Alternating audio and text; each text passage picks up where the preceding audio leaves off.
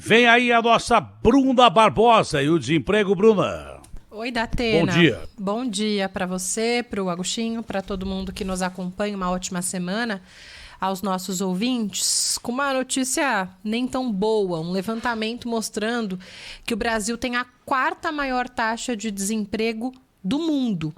Esse ranking tem 44 países. Nós somos os piores entre os membros do G20. Os membros do G20 que já divulgaram os números do terceiro trimestre, né, relativos a agosto ou setembro. Lembrando que esse grupo, o G20, é o que reúne 19 países mais ricos do mundo, além da União Europeia. Hoje, de acordo com a última divulgação que a gente tem do IBGE, há cerca de 13 milhões e 700 mil pessoas desempregadas aqui no Brasil. Esse índice é de 13,2%. Uma comparação, antes da pandemia, ele estava abaixo de 12% e chegou a bater 14,7% no primeiro trimestre. Então, se hoje estamos com 13,2%, até tem uma queda e há uma tendência cada vez mais com a reabertura da economia, com as pessoas voltando a trabalhar, com essa movimentação, o desemprego, essa taxa do desemprego deve melhorar. Só que a informalidade também está crescendo.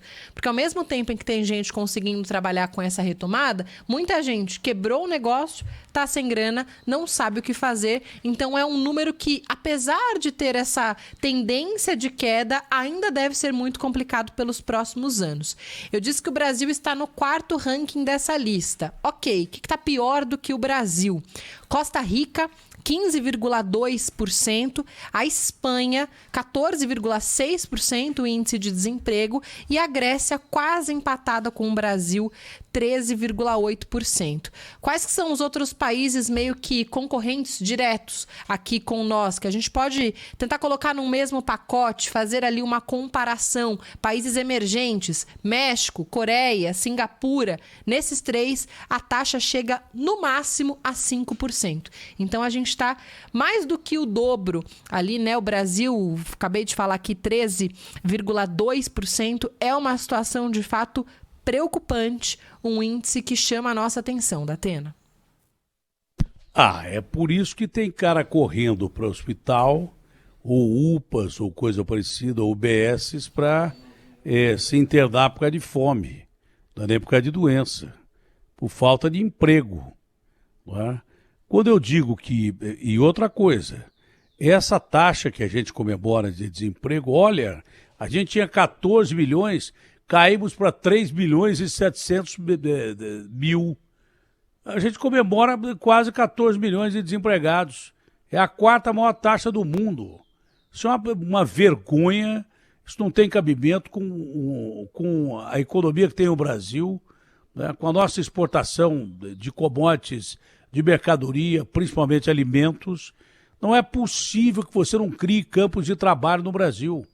Mas não vai continuar produzindo campo de trabalho no Brasil se você der calote no gringo que veio aqui, investiu e não vai ter o dinheiro de volta, PEC do caloteiro.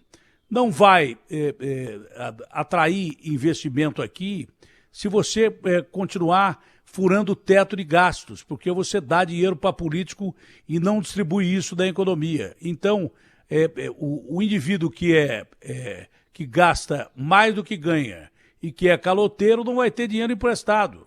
E aí ele não vai poder abrir uma fábrica e tal. Esse é o Brasil. Esse é o Brasil que nós temos. Agora, há mais de 15 anos o Brasil não cresce com decência. Por quê? Porque não tem consumo no Brasil. O Brasil não tem consumo.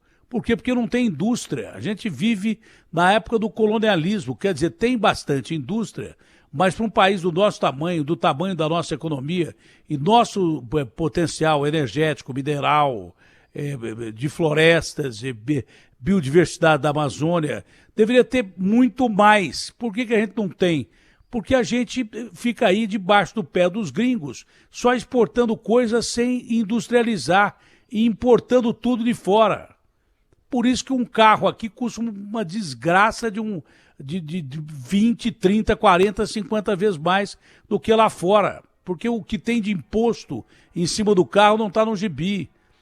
Porque a maioria dos materiais que você usa até para produzir coisa aqui vem de fora, é importada.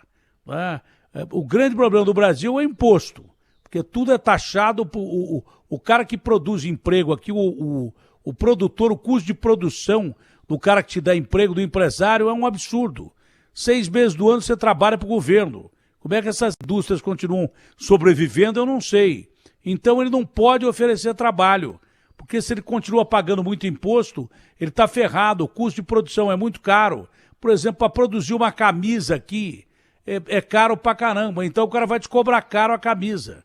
Aí o que ele faz? Importa a camisa. Importando a camisa fica mais caro ainda. Com o imposto que tem em cima, o brasileiro é um dos menos que consome no mundo, porque não tem dinheiro para comprar nada, é tudo muito caro aqui. Então não tem crescimento.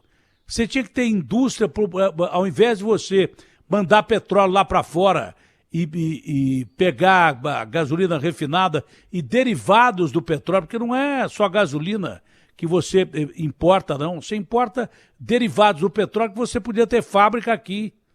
Podia investir nas 14 refinarias que nós temos do Brasil, que estão trabalhando com 50%, mas não, a Petrobras quer ganhar dinheiro para acionista e não investe. E a gente tem que mandar o petróleo bruto lá para fora e comprar a gasolina mais cara, refinada lá fora. Isso é uma imbecilidade.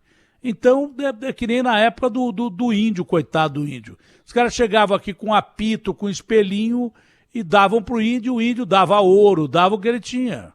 Entendeu? Nós vivemos praticamente nessa época.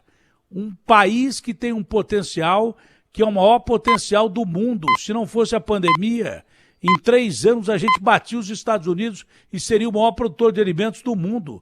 Mas o que adianta ser a fazenda do mundo se tudo que você exporta, você não precisa de ninguém para produzir? Quase ninguém para produzir. Você exporta feijão, arroz, soja, café, açúcar. Parece a época do Brasil colônia, entendeu? E para isso não precisa de mão de obra para exportar esses produtos, mão de obra super especializada. Se a gente tivesse aqui como manufaturar a maioria dos produtos, ter fábrica, ter emprego, é uma coisa tão lógica, mas acho que é simples de entender, não é? A gente vive na época de uma colônia extrativista, um país que tem tudo para ser um dos maiores países do mundo. E ainda por cima é roubado por Petrolão, Mensalão, Transalão e o cão, para não falar outra coisa.